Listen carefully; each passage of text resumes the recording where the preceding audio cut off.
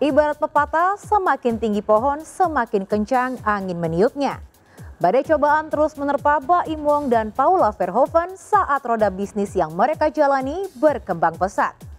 Bisa jadi doa dari kaum duafa dan juga anak yatim piatu yang sering mereka santuni meringankan langkah mereka dalam menghadapi masalah. Rezeki Baim dan Paula terus menggunung hingga mengundang decak kagum sekaligus rasa iri dari para pesaing mereka. Akan tetapi bukan Baim bila takut menghadapi tantangan. Lantas seperti apa sosok Baim dan juga Paula di mata para tetangga dan juga karyawan mereka?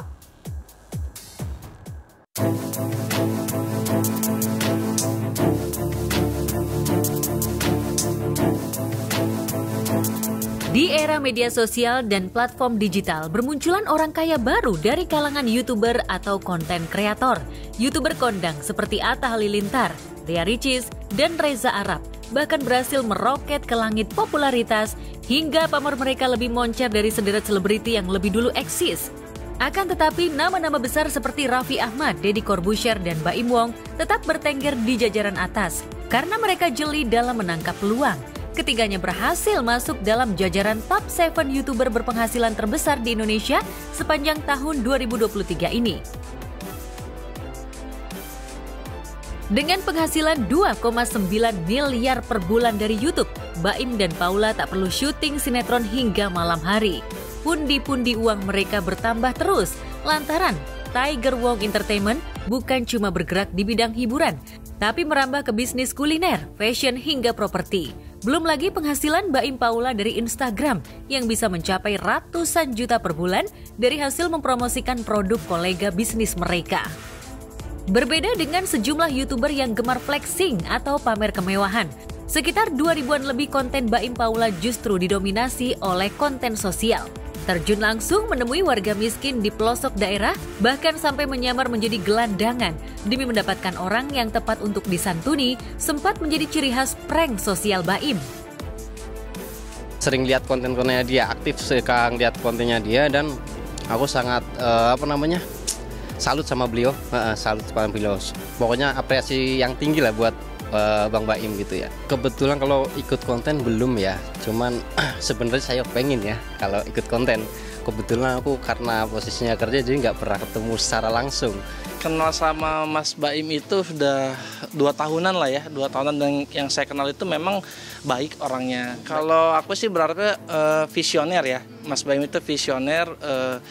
Gebrakan yang sangat bagus sih, karena kan sekarang kan kebetulan juga TikTok Shop juga sudah dibuka juga kan, dan alhamdulillah juga banyak sekali yang konten kreator yang mau cemplung ke dunia entertain juga buat seperti apa. Jadi Mas Baim menyediakan wadah untuk ke tempat seperti itu sih. Vino kenal Baim tuh kebetulan udah cukup lama ya, jadi dulu kita sempat berada di satu manajemen yang sama. Terus habis itu dari dulu sih Vino kenal dia orangnya mau bekerja keras. Dia bekerja keras, dia orangnya pemikir juga, yang pasti dia berani mencoba gitu loh. Karena banyak orang yang berani, istilahnya banyak orang yang pekerja keras juga tapi mereka nggak berani untuk nyoba gitu. Nah kalau Baim ini termasuk orang yang berani untuk nyoba gitu. Jadi kayak setelah nyoba baru dia pelajari lagi nih apa yang salah, apa yang kurang, itu dia coba perbaiki di situ.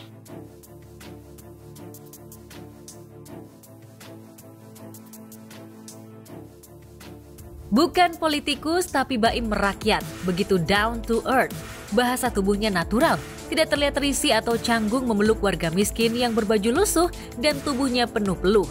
Begitu lekatnya sosok Baim dengan prank sosial, sampai-sampai banyak warga yang mendadak baik kepada pengemis atau tunawisma karena mengira mereka adalah Baim yang tengah menyamar. Banyak belajar, melihatnya ke bawah terus dan ke atas. Cuman saya harus jadi orang sukses supaya bisa lebih banyak manfaat buat orang banyak. Oke mas keliling bosku, jangan lupain sesama ya. Kalau nggak ada kita, aduh, mereka bisa ditolong siapa?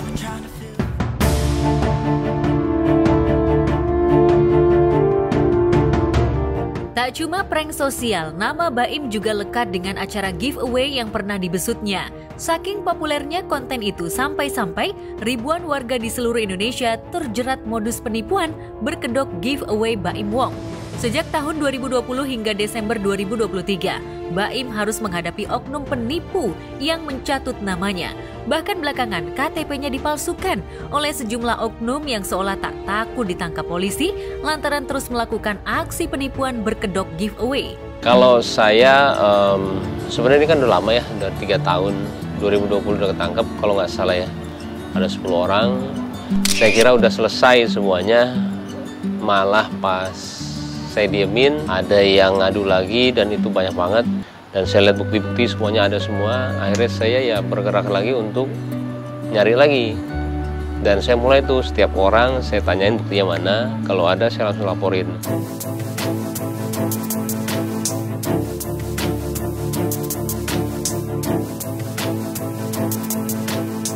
Segala KTP saya dipalsuin dan sekarang selalu pakai nama polisi. Sebenarnya sudah sering diingetin tapi masih banyak orang yang percaya.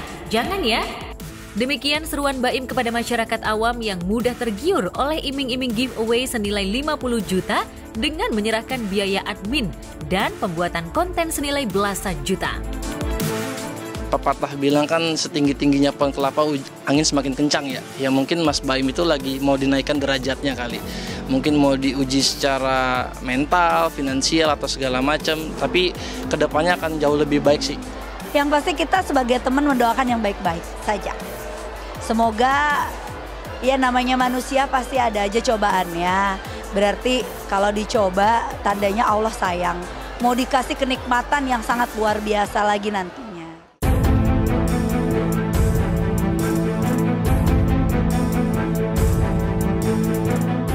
Barangkali karena dermawan dan mudah memaafkan, Baim sering dimanfaatkan oleh banyak pihak. Di rumah, kantor, bahkan di mobilnya Baim sering kehilangan uang. Akan tetapi, meski tahu siapa yang telah membalas kebaikannya dengan air tuba, Baim tidak mau memperpanjang perkara kehilangan uang itu.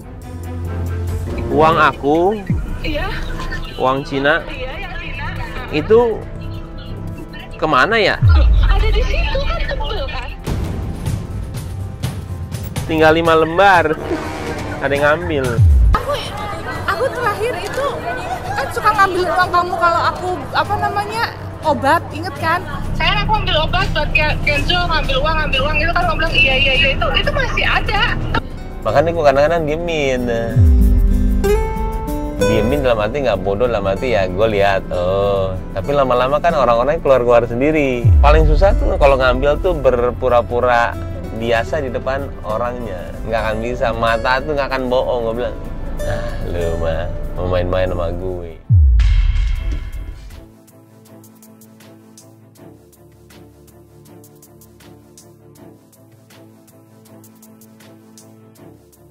Sebelum mengalami musibah ambruknya plafon kantornya, kantor Baim di kawasan Pesanggerahan juga pernah disatroni oknum misterius yang membobol kaca mobil miliknya. Lagi-lagi Baim berusaha mengikhlaskan musibah yang menimpanya sembari membenahi masalah keamanan di rumah dan kantornya. Lantas seperti apa sosok Baim di mata tetangga dan karyawannya? Aku kenal sama Baim itu emang udah lama banget, dari zaman sinetron, zaman dulu tuh. Aku udah kenal lama, jadi dia memang nggak ada yang berubah. Dia tuh emang orangnya sesantai itu sih. Gitu. Kalau sosoknya sih dia ramah, ya intinya baik lah, ke lingkungan ini baik lah. Ya baik, semua orang nggak sombong nggak. Apalagi Pak sama kayak kita. Apalagi Pak Slamet the best banget tuh. Pak Slamet. Sama Pak Mas Baim juga. Pernah ngasih duit. Ya ngasih sesuatu lah. Ya kebaikannya intinya ya mau nyapa, mau. Kayak kan dia ngadain yang Jumat berkah bang. Iya. Tiap Jumat. Ada juga tiap hari apa gitu. Kita juga kayak Pak Slamet juga ngasih ke sini. Pak Slamet ngasih ke sini. Kita yang suka nongkrong di sini pasti dikasih sih. Oke, di mata saya Bang Baim itu orangnya benar-benar orang yang menurut saya itu sangat baik dengan lingkungan ya. Terutama soal ibaratnya suka berbagi terutama ya. Terus orangnya tuh nggak pernah nggak pernah kayak memandang siapapun itu, ibaratnya siapa aja humanis orangnya. Kalau untuk Mas Baim tetap semangat, tetap I like you Papa Baim, tetap semangat, tetap Jangan pernah lelah dengan kehidupan. Mas Baim juga orang yang hebat, Mas Baim orang yang kuat. Insya Allah semua berjalan akan baik-baik saja, Mas Baim. Masih banyak obsesi yang ingin Baim wujudkan di tahun 2024 mendatang. Benarkah sebelum pergi haji di tahun 2024, Baim mendambakan Paula hamil anak ketiga berjenis kelamin perempuan?